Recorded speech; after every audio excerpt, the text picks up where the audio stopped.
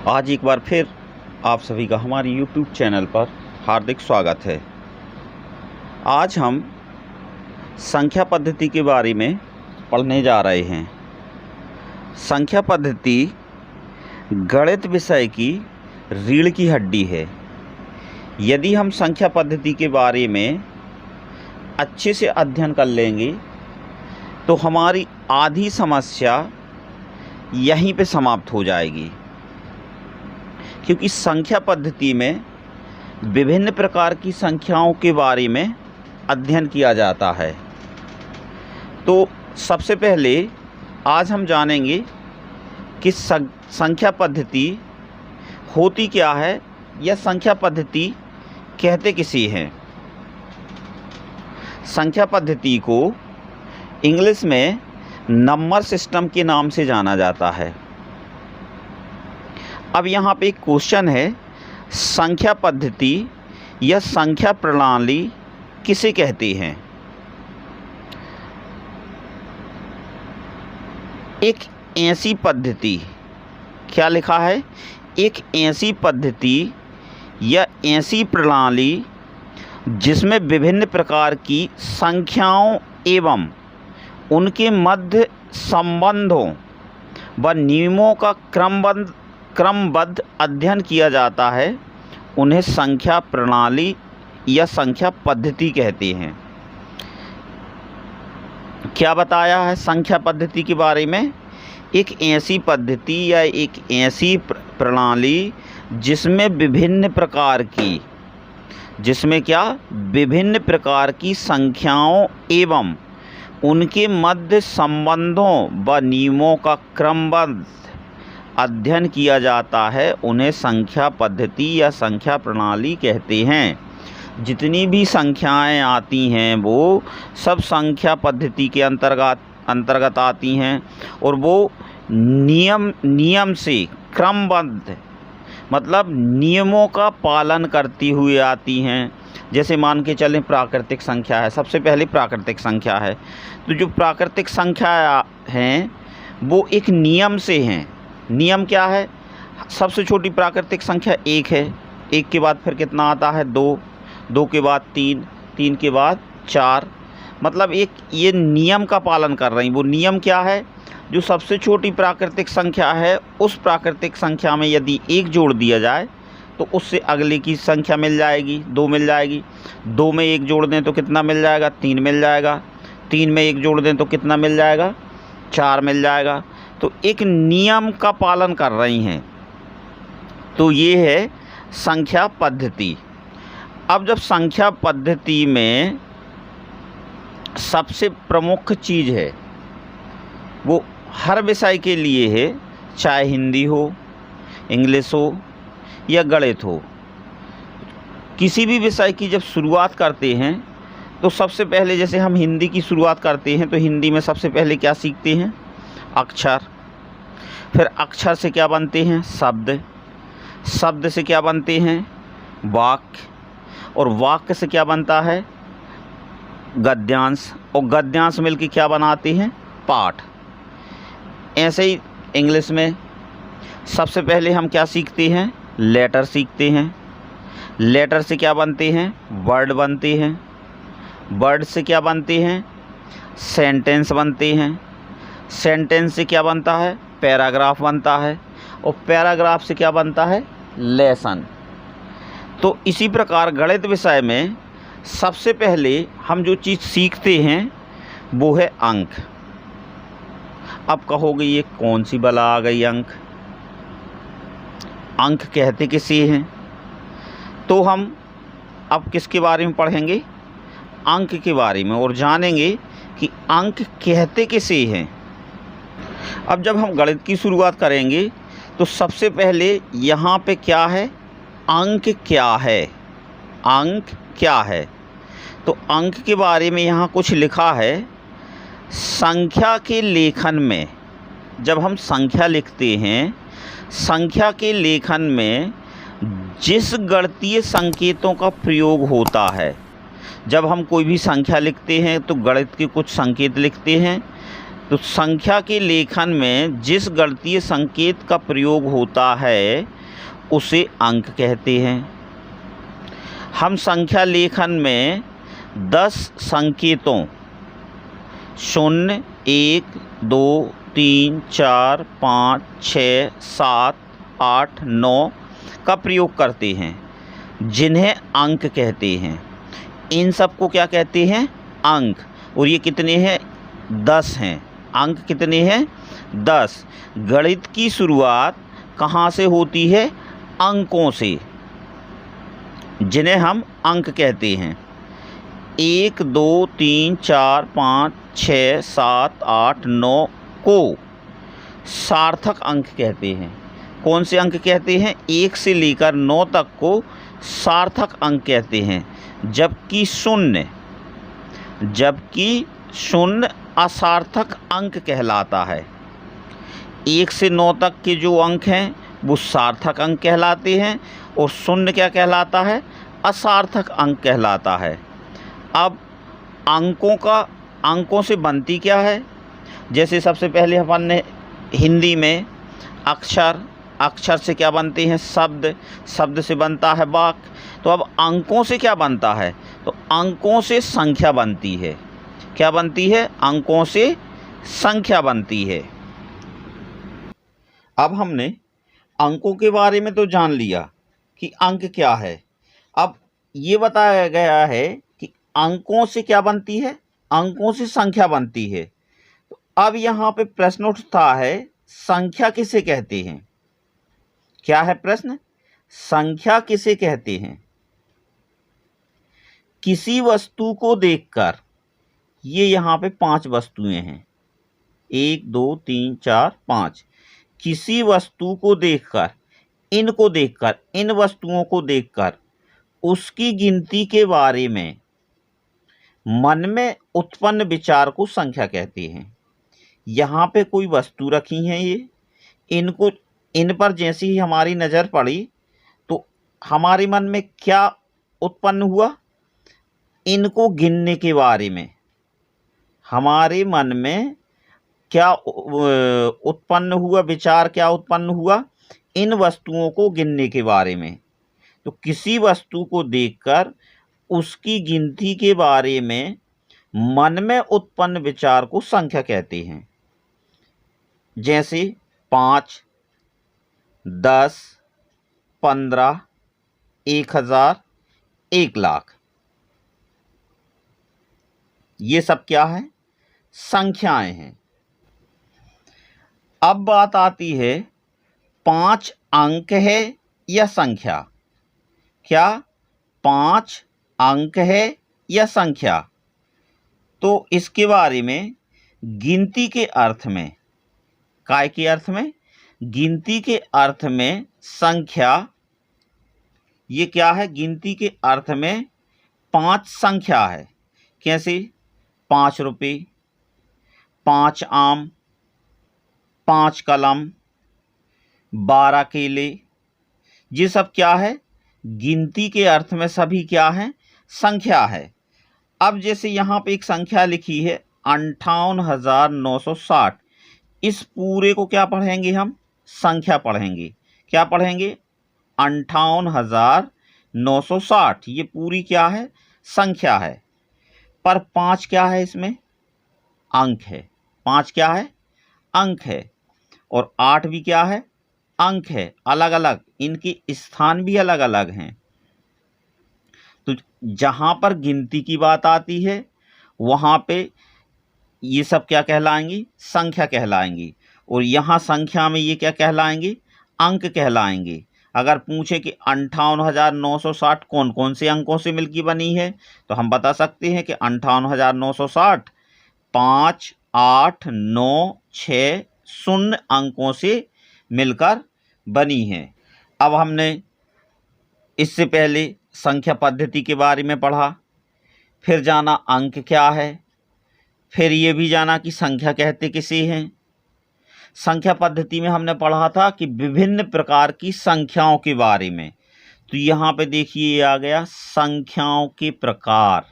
क्या आ गया? संख्याओं के प्रकार। संख्याओं के प्रकार में सबसे पहला प्रकार है प्राकृतिक संख्याएं या धन पूर्णांक संख्याएं। प्राकृतिक संख्याएं या धन पूर्णांक संख्याएं, ये पहला प्रकार है। संख्याएं 1, 2, 3, 4, 5 और यहाँ पे ये डैश डैश करके अनंत तक, जहां तक हम गिन सकें,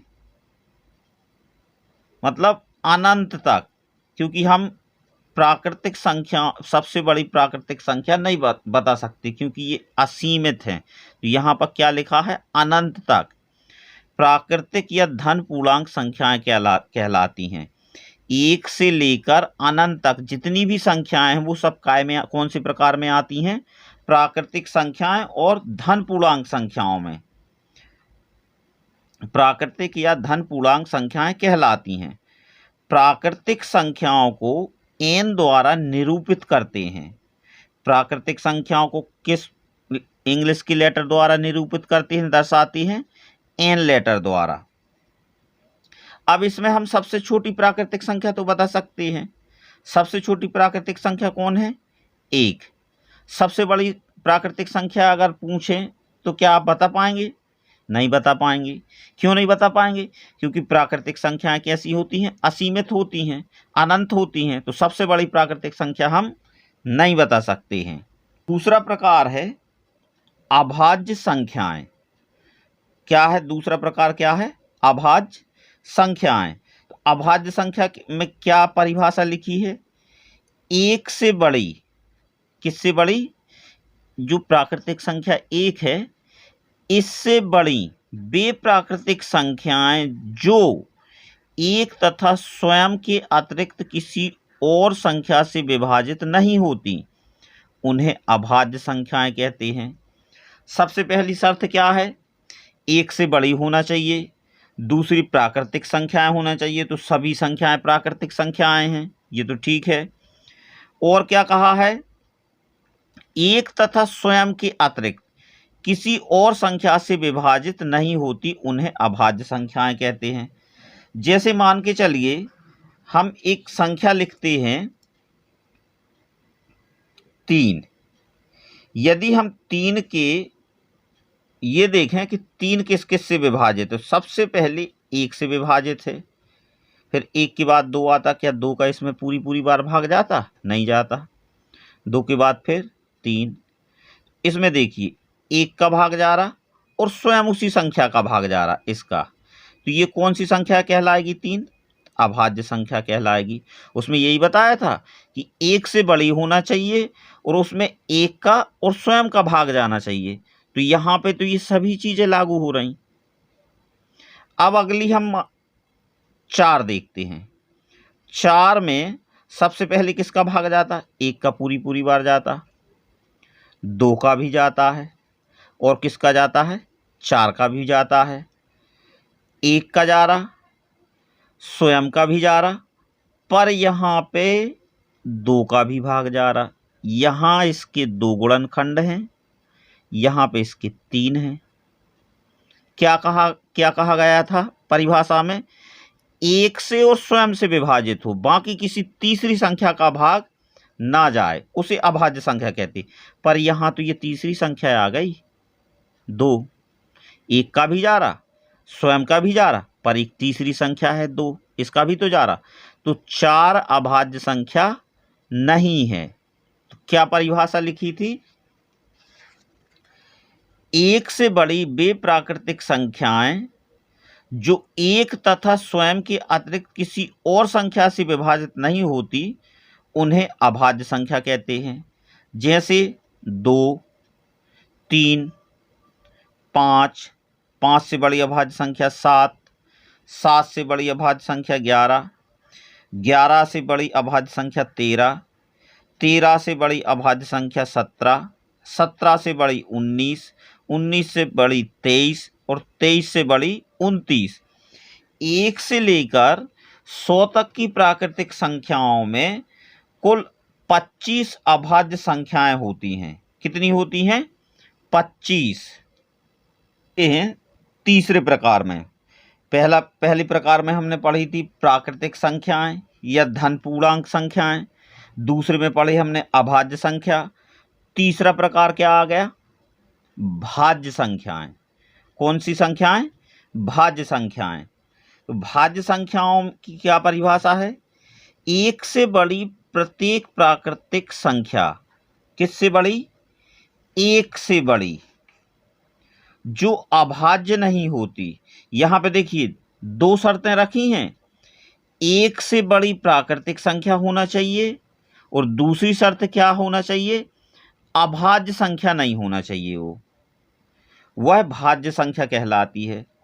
संख्या एक ना तो अभाज्य संख्या है और ना ही भाज्य संख्या है। अब भाज्य संख्या के बारे में क्या कहा है? एक से बड़ी, मतलब ये है एक नहीं आएगी, भाज्य संख्या में नहीं आएगी एक, क्योंकि यहाँ पे स्पष्ट कहा है एक से बड़ी प्रत्येक प्राकृतिक संख्या जो अभाज्य नहीं होती। अब जो अभाज्य नहीं होती मतलब जो अभाज्य संख्या है वो भाज्य में तो आएगी नहीं, वह भाज्य संख्या कहलाती है। संख्या एक ना तो अभाज्य संख्या है और ना ही भाज्य संख्या है। तो अभी हमने कुछ यहाँ पे ये देखिए 4 के हमने गुणनखंड निकाले थे जो 4 को पूरी बार विभाजित करती हैं। तो देखिए 4 में इन 3 संख्याओं का भाग जा रहा, ये अभाज्य तो है नहीं, एक से बड़ी भी है, प्राकृतिक संख्या भी है। तो अब ये बताइए 4 को हम किस उसमें रखेंगे प्रकार में? सबसे पहले प्राकृतिक संख्या है, दूसरा अभी हम आगे पढ़ेंगे सम संख्या के बारे में, सम भी है, पर ये भाज्य संख्या भी है। कौन सी संख्या भी है? भाज्य संख्या भी है।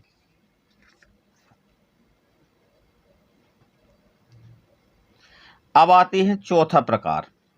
चौथे प्रकार में है सम संख्याएं। कौन सी? सम संख्याएं। वे प्राकृतिक संख्याएं। कौन सी संख्याएं? जो हमने सबसे पहले प्रकार पढ़ा था प्राकृतिक संख्याओं का।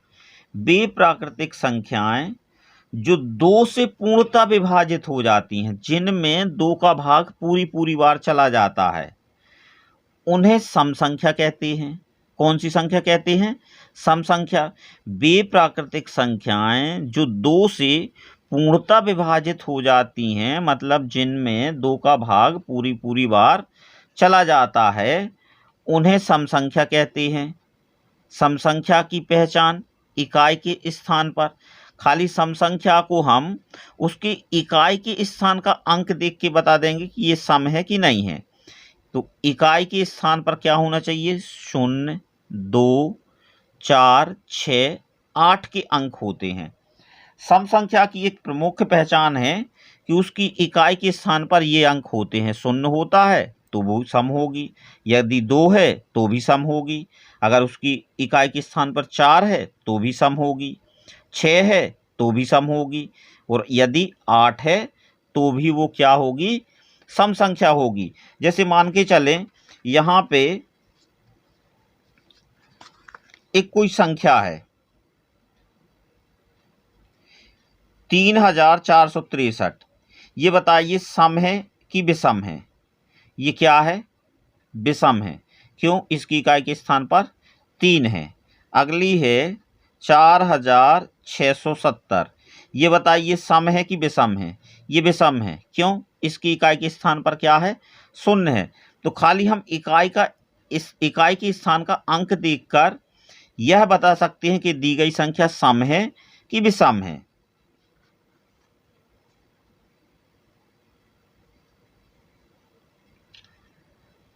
अब अगला प्रकार है विषम संख्या। वे प्राकृतिक संख्याएं जो 2 से पूर्णतः विभाजित नहीं होती, उन्हें विषम संख्या कहते हैं। अभी तो हमने पढ़ा है कि वे प्राकृतिक संख्याएं जो 2 से पूर्णतः विभाजित हो जाती हैं, उन्हें सम संख्या कहते हैं। और जिनमें 2 का भाग पूरी बार नहीं जाता, मतलब 2 से पूर्णतः विभाजित नहीं होती, उन्हें क्या कहते हैं? विषम संख्या कहते हैं। जैसे कौन?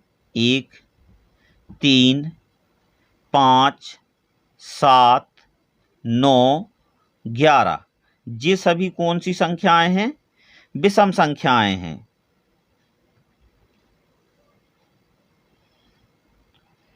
फिर अगला प्रकार है सह अभाज्य संख्याएं। ये सह अभाज्य ना हो कि असहभाज्य संख्या है। जब दो प्राकृत संख्याओं का मासा एक हो तो वे दोनों संख्याएं असहभाज्य संख्या कहलाती हैं। क्या है परिभाषा में?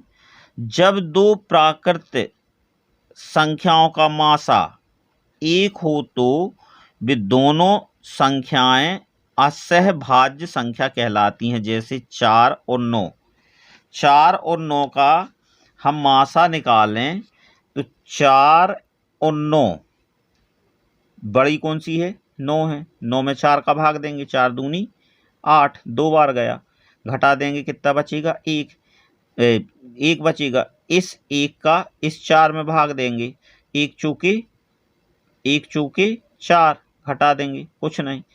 4 और 9 का मासा कितना आ गया? 1 आ गया। तो ये दोनों क्या कहलाएंगी?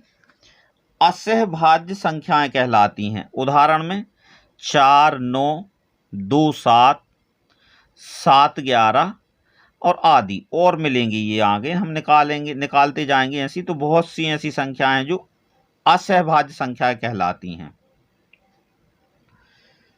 फिर है अगला प्रकार है परिमेय संख्या। कौन सी संख्या? परिमेय संख्या।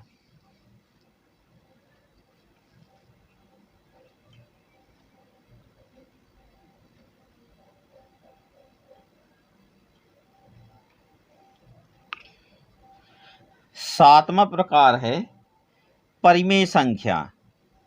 वे संख्याएं जो भिन्न के रूप में लिखी गई हों उसे परिमेय संख्या कहते हैं।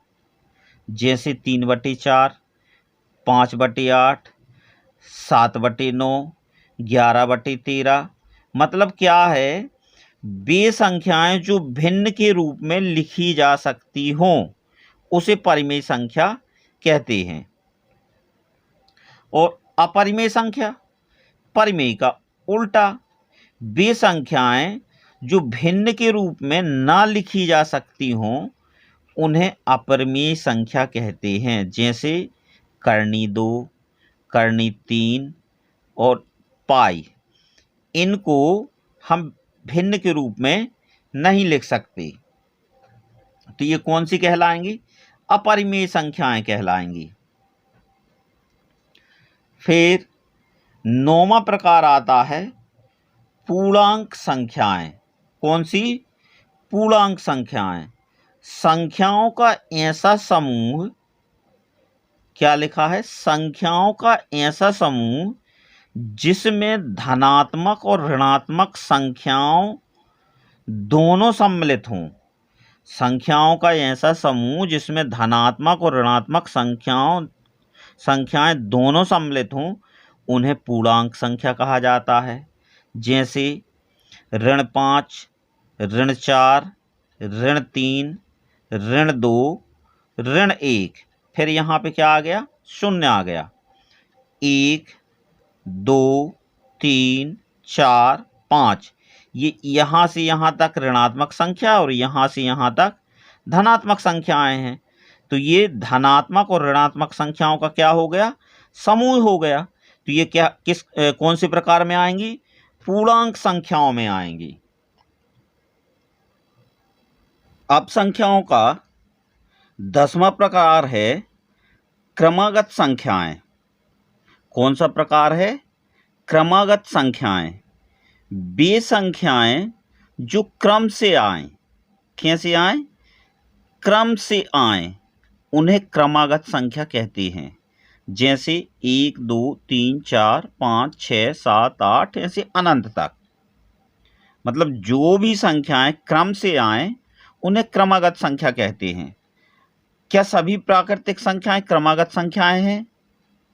तो इसका आंसर क्या रहेगा? हाँ, सभी प्राकृतिक संख्याएं क्रमागत संख्याएं कहलाती हैं। क्यों? क्योंकि ये क्रम से आ रही हैं। जैसे मान के चलिए हमारे पास कोई संख्या लिखी हूँ, 1 है, फिर 3 है, फिर 4 है, फिर 7 है, 8 है, 9 है। क्या हम इन्हें क्रमागत संख्या बोलेंगे? नहीं बोलेंगे। क्यों? क्योंकि इनमें कोई क्रम का पता ही नहीं चल रहा। अगर इसकी जगह पे हम प्राकृतिक संख्या लिखें 1, 2, 3, 4, 5, 6, 7, 8 और ऐसे अनंत तक, तो इन्हें हम क्रमागत संख्याएं बोलेंगे। क्यों? क्योंकि ये क्रम से आ रही हैं। सबसे पहले देखो 1 आया, सबसे छोटी प्राकृतिक संख्या 1 है। 1 में यदि हम 1 जोड़ेंगे तो 2 प्राप्त होगा, 2 में हम 1 जोड़ेंगे तो 3 प्राप्त होगा, 3 में 1 जोड़ेंगे तो कितना प्राप्त होगा? 4 होगा, 4 में हम 1 जोड़ेंगे तो कितना प्राप्त होगा? 5 होगा, 5 में 1 जोड़ेंगे कितना होगा? 6। मतलब इनमें क्रम लागू हो रहा है, पर इस वाले में कोई क्रम का पता ही नहीं चल रहा, तो इन्हें क्रमागत संख्या नहीं बोलेंगे। और ये प्राकृतिक संख्या क्या कहलाती हैं? क्रमागत संख्याएं कहलाती हैं। अब आते हैं हम, ये तो जो संख्या के प्रकार थे वो 10 प्रकार तक हमने पढ़ा और उनके बारे में जाना। अब आते हैं हम किस पर? बड़ी संख्या और छोटी संख्या। अब बड़ी संख्या क्या है? जितने अंकों की सबसे बड़ी संख्या लिखना है उतना ही 9 होगा या उतने ही बार 9 लिखा जाएगा। जैसे 1 अंक की सबसे बड़ी संख्या, तो अब 1 अंक की शुरुआत कहाँ से होती है? प्राकृतिक संख्याओं में हमने पढ़ा है 1 से लेके 9 तक, ये सभी में 1-1 अंक हैं। 9 के बाद आ जाता है कितना? 10। इसमें 2 अंक हैं 10 में, तो 1 अंक की सबसे बड़ी संख्या क्या कहलाएगी? 9। तो हम यहाँ 9 लिख देंगे। 1 अंक की सबसे बड़ी संख्या क्या हो गई? 9 हो जाएगी। फिर 2 अंकों की सबसे बड़ी संख्या, तो 2 अंकों की सबसे बड़ी संख्या कहाँ? 2 अंक की शुरुआत कहाँ से होती है? 10 से। 10 से 2 अंक की शुरुआत होती है और ये कहाँ तक जाते हैं 2 अंक? 99। क्यों? 99 के बाद कितना आ जाता? 100। 100 में कितने अंक आ रहे? 3 अंक आ रहे। तो 2 अंक की सबसे बड़ी संख्या क्या हो जाएगी? 99। मतलब ये है कहने का मेरा, जितने अंक की बड़ी संख्या लिखना है उतने बार हमें 9 लिखना है। सीधी सी बात है। जैसे 3 अंक की सबसे बड़ी संख्या 999, 4 अंक की सबसे बड़ी संख्या 9999, फिर 5 अंक की बड़ी संख्या, 5 बार हम 9 लिख देंगे, 99,999। तो ऐसे हमें कहाँ तक की? 9 अंक तक की, 1 से लेके 9 अंक तक की सबसे बड़ी संख्या लिखते और पढ़ते दोनों बनना चाहिए।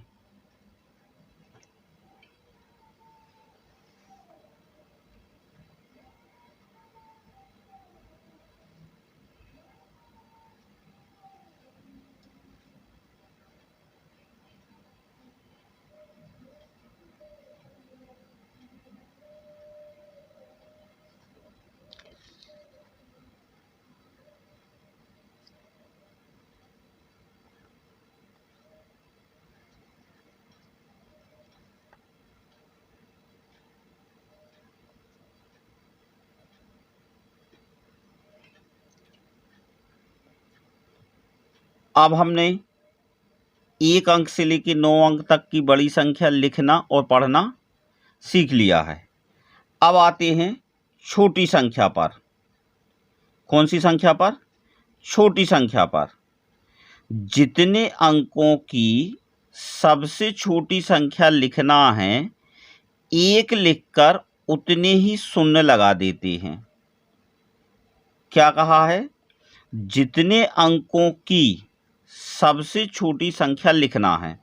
मान के चलिए हमें 2 अंक की छोटी संख्या लिखना है, तो क्या एक लिखकर शून्य लगा देंगे, क्योंकि एक लिखा, 2 अंक की सबसे छोटी चाहिए, शून्य लगा दिए।